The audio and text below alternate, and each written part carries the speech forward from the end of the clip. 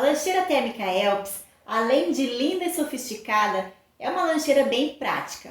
Além da alça de mão, ela também tem uma alça transversal que é regulável e removível, ou seja, o seu uso é opcional. Ela tem esse formato e tamanho que dá para acomodar os alimentos de forma bem organizada.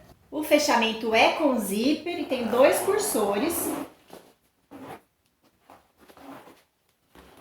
Por fora ela é feita de tecido, mas pode ser feita tranquilamente no sintético. E por dentro ela é toda impermeável. Aqui na lateral ela tem um bolso de telinha para colocar guardanapo, sachêzinho de sal, enfim, o que desejar. E por ter a base mais larga, ela acomoda os potinhos de alimento em pezinhos aqui dentro e aí não precisa se preocupar de que vai derramar. Olha só como ela é espaçosa. Eu consigo colocar 2 potinhos de 580 ml cada um outro potinho menor, uma garrafinha de água de 510 ml, uma caixinha de suco de 200 ml, vou colocar uma maçã e ainda sobra espaço.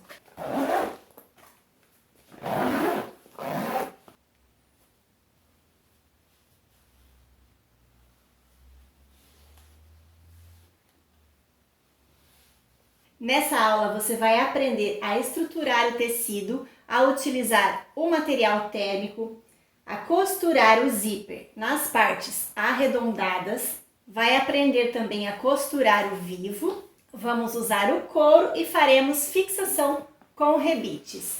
Então vem comigo para essa aula linda!